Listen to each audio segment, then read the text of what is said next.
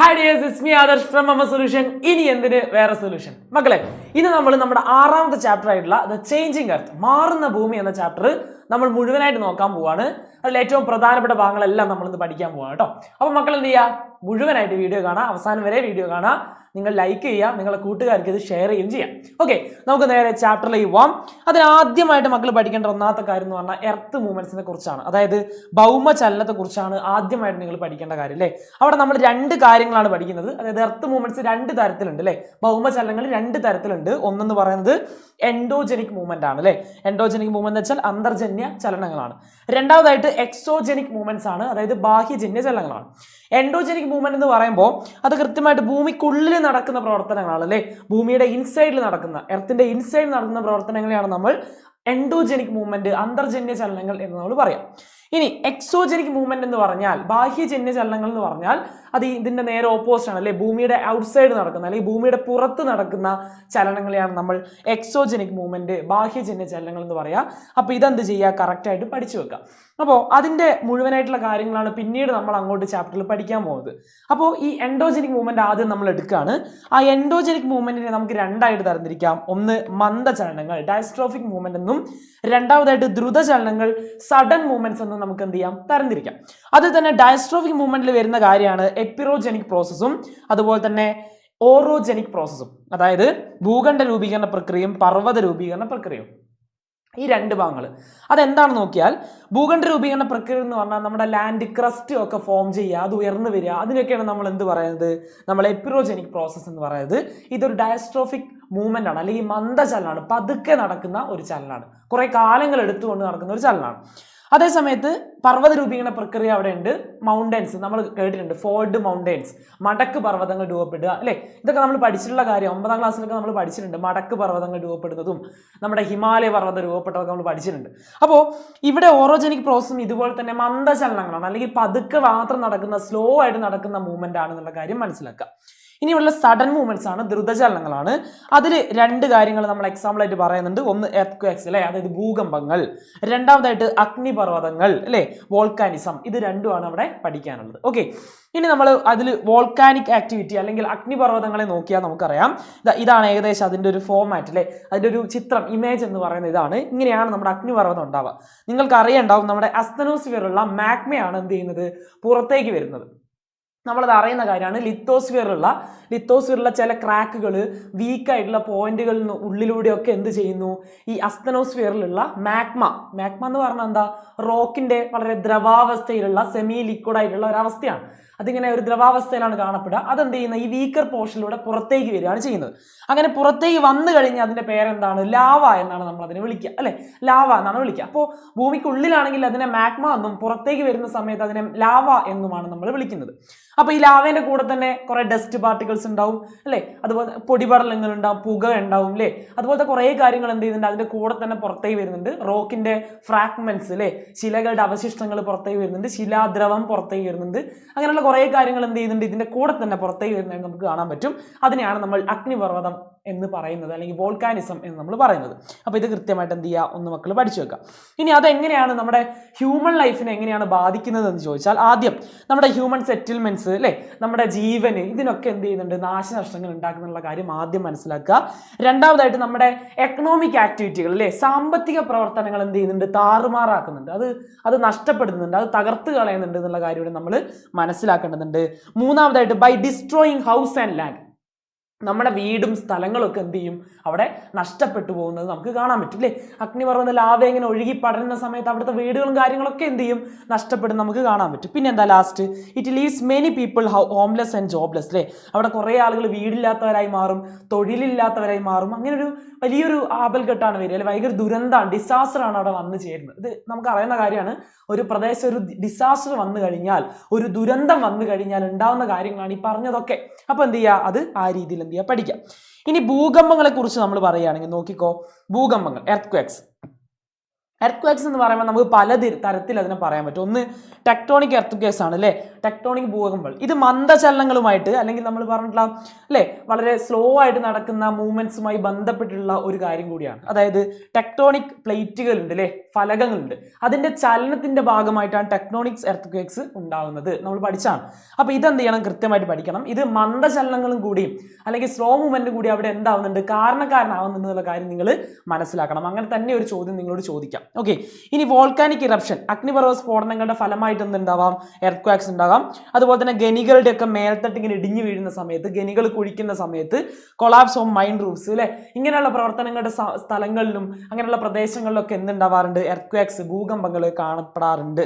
അതുപോലെ തന്നെ എക്സ്പ്ലോഷൻ, വൻ സ്ഫോടനങ്ങൾ, വലിയ സ്ഫോടനങ്ങൾ ഉണ്ടാകുന്ന സമയത്ത് പലപ്പോഴും എന്തുണ്ടാവാറുണ്ട്, ഒരു ഭൂചലനങ്ങൾ നമ്മൾ കാണാറുണ്ട്. പിന്നെ എന്താ, വലിയ ജലസംഭരണമുള്ള പ്രദേശങ്ങൾ, ലാർജ് റിസർവോയർ ഉള്ള പ്രദേശങ്ങളിലും നമ്മൾ പലപ്പോഴും ഭൂകമ്പങ്ങൾ ഉണ്ടാവാറുണ്ട് എന്നുള്ള കാര്യം മനസ്സിലാക്കുക.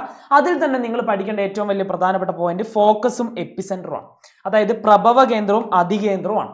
പ്രഭവ കേന്ദ്രം എന്ന് പറഞ്ഞാൽ ആ ഊർജം റിലീസ് ആവുന്ന പോയിന്റിനാണ് നമ്മൾ ഫോക്കസ് അല്ലെങ്കിൽ പ്രഭവ കേന്ദ്രം എന്ന് നമ്മൾ പറയാം. ഇനി എപ്പിസെന്റർ അല്ലെങ്കിൽ അതികേന്ദ്രം എന്ന് പറഞ്ഞാൽ ഈ ഫോക്കസിനോട് ഏറ്റവും അടുത്ത് ഭൗമോപരിതലത്തിൽ സ്ഥിതി ചെയ്യുന്ന ആ പോയിന്റിനാണ് നമ്മൾ എന്ത് പറയാ, എപ്പിസെന്റർ അല്ലെങ്കിൽ അതികേന്ദ്രം എന്ന് പറയാ. ഈ ഭൂകമ്പ തരംഗങ്ങൾ ഭൗമോപരിതലത്തിൽ ആദ്യം അനുഭവപ്പെടുന്നത് എവിടെയായിരിക്കും, എർത്തിന്റെ സർഫേസിൽ ആദ്യം അനുഭവപ്പെടുന്നത് എവിടെയായിരിക്കും, ഈ എപ്പിസെന്ററിലായിരിക്കും, ഈ അതികേന്ദ്രത്തിലായിരിക്കും എന്നുള്ള കാര്യങ്ങൾ മക്കൾ മനസ്സിലാക്കുക. അതാണ് ഈ ചിത്രത്തിൽ നിന്ന് നമ്മൾ മനസ്സിലാക്കേണ്ട പ്രധാനപ്പെട്ട കാര്യം.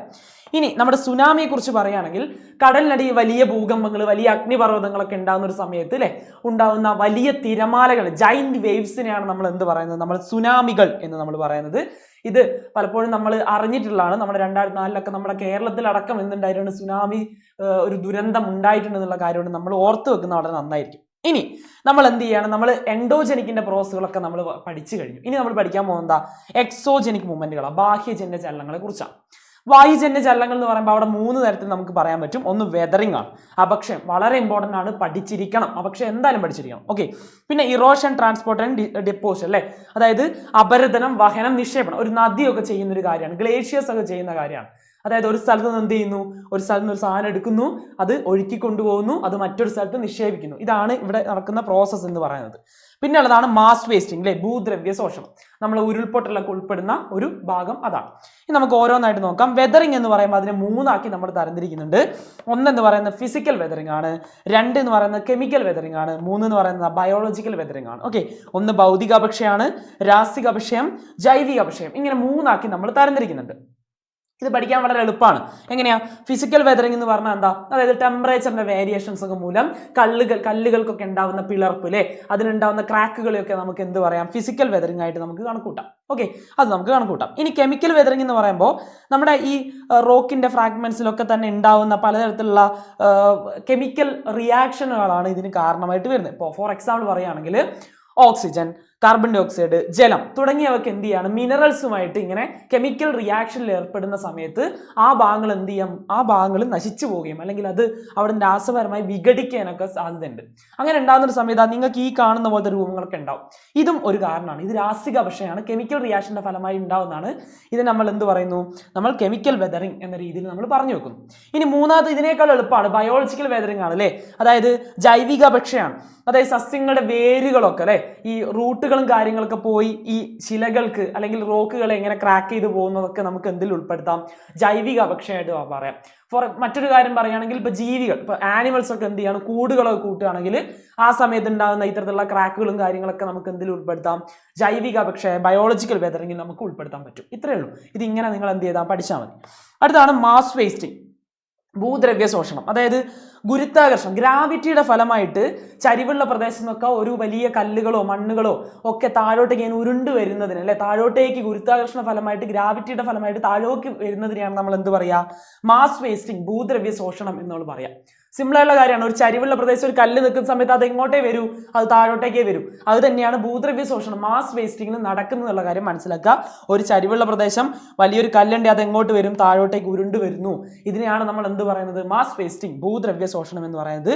അതിലാണ് നമ്മൾ ഏറ്റവും ഫേമസ് ആയിട്ടുള്ള നമ്മുടെ നാട്ടിലൊക്കെ കണ്ടുവരുന്ന ഉരുൾപൊട്ടലിനെ കുറിച്ച് നമ്മൾ സംസാരിക്കുന്നത്. ഇതെന്തായാലും പഠിച്ചിരിക്കണം. ഈ പോർഷൻ വളരെ ഇമ്പോർട്ടൻ്റ് ആയിട്ടുള്ള ഒരു പോർഷനാണ്.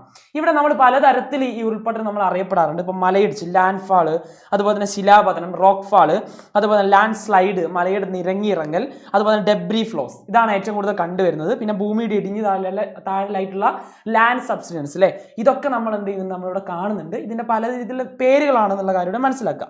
ഇനി എന്തൊക്കെയാണ് അതിന് കാരണമായിട്ട് വരുന്ന ട്രിഗറിങ് ഫാക്ടേഴ്സ് എന്ന് ചോദിച്ചാൽ, നല്ല മഴ, ഹെവി റെയിൻഫാൾ, അതിതീവ്ര മഴ അതിനൊരു കാരണമാണ്. അതുപോലെ തന്നെ ക്ലൗഡ് ബസ്റ്റ് അല്ലെ, ലഘുമേഘ വിസ്ഫോടനം അല്ലെ, അതൊരു കാരണമാണ്. എർത്ത്ക്വേക്സ് അതിനൊരു കാരണമാണ്. ഭൂചലനം അതിനൊരു കാരണമാണ്. അതുപോലെ തന്നെ അൺസൈന്റിഫിക് ആയി നടക്കുന്ന rock wiring during the monsoon season അല്ലെ, മൺസൂൺ സീസണിൽ ഉൾപ്പെടെ നടക്കുന്ന അശാസ്ത്രീയമായിട്ടുള്ള പാറ പൊട്ടിക്കല്, ഇതൊക്കെ എന്താണ് ഇതിന് കാരണമായിട്ട് വരാറുണ്ട്. പിന്നെ കൺസ്ട്രക്ഷൻ ആക്ടിവിറ്റീസ്, അതായത് അൺസൈന്റിഫിക് ആയിട്ടുള്ള അശാസ്ത്രീയമായിട്ടുള്ള കൺസ്ട്രക്ഷൻ ആക്ടിവിറ്റീസും ഇതിന് കാരണമാകുന്നുള്ള കാര്യം എന്ത് ചെയ്യുക മക്കൾ മനസ്സിലാക്കുക. ഓക്കെ, അതുപോലെ തന്നെ ഏറ്റവും ഇമ്പോർട്ടൻ്റ് ആയ കാര്യം പറയാനുള്ളത് മക്കളെ നമ്മുടെ ബാച്ചിന്റെ കാര്യമാണ്. മക്കൾക്ക് താല്പര്യമുണ്ട് ഉറപ്പായിട്ടും എന്ത് ചെയ്യണം, നമ്മുടെ ബാച്ചിൽ ജോയിൻ ചെയ്യുക. നിങ്ങൾക്ക് വേണ്ടിയിട്ട് പബ്ലിക് എക്സാമിലേക്ക് ഇതുപോലുള്ള അടിപൊളിയായിട്ടുള്ള ക്വസ്റ്റ്യൻസും കാര്യങ്ങളും എല്ലാം നമ്മൾ പ്രിപ്പയർ ചെയ്ത് വെച്ചിട്ടുണ്ട്. ലെവൽ 1, ലെവൽ 2, ലെവൽ 3 ക്വസ്റ്റ്യൻസ് ഒക്കെ നമ്മൾ സെറ്റ് ആക്കി വെച്ചിട്ടുണ്ട്. അതായത് മീഡിയം, ഈസി, മീഡിയം, ഹാർഡ് എന്ന തരത്തിലൊക്കെ ഉള്ള പ്രാക്ടീസ് ക്വസ്റ്റ്യനും, അതുപോലെ തന്നെ ലൈവ് ക്ലാസ്സസ്, വൺ ഷോട്ടുകൾ അല്ലെ, ക്യാപ്സ്യൂൾ ക്ലാസ്സസ്, അങ്ങനെ കുറേ കാര്യങ്ങൾ എന്ത് ചെയ്യുന്നുണ്ട് നമ്മൾ ഇതിൽ പ്രൊവൈഡ് ചെയ്യുന്നുണ്ട്. അപ്പോൾ കുറേ ആളുകൾ ഇപ്പോഴേ ജോയിൻ ചെയ്തിട്ടുണ്ട്. അപ്പോൾ എൻ്റെ മക്കൾ എന്ത് ചെയ്യുക, താല്പര്യമുണ്ട് ഉറപ്പായിട്ടും RMS ഫ്യൂച്ചർ ബാച്ചിലേക്ക് എന്ത് ചെയ്യുക, ജോയിൻ ചെയ്യുക. താഴെ കാണുന്ന നമ്പറിൽ ഒന്ന് കോൺടാക്ട് ചെയ്തൊക്കെ നിങ്ങൾ ഡീറ്റെയിൽസ് അറിയാൻ പറ്റും. അല്ലെങ്കിൽ കൂടുതൽ ഡീറ്റെയിൽസ് അറിയാൻ എൻ്റെ ഇൻസ്റ്റാഗ്രാം പേജിൽ ഒന്ന് നിങ്ങൾ എന്ത് ചെയ്താൽ മെസ്സേജ് വെച്ച് നോക്കിയാൽ മതി. ഞാൻ എന്ത് ചെയ്യാം അതിന്റെ ഡീറ്റെയിൽസ് ഒന്ന് പറഞ്ഞു തരാം. ഓക്കെ, അപ്പോൾ അടിപൊളിയായിട്ട് പഠിക്കുക. ഇതാണ് നമ്മുടെ ഈ ചാപ്റ്ററിൽ, നമ്മുടെ 6ാമത്തെ ചാപ്റ്ററിൽ ചേഞ്ചിങ് എർത്ത്, മാറുന്ന ഭൂമി എന്ന ചാപ്റ്ററിൽ നമുക്ക് പഠിക്കാനുള്ള കാര്യങ്ങൾ എന്ന് പറയുന്നത്.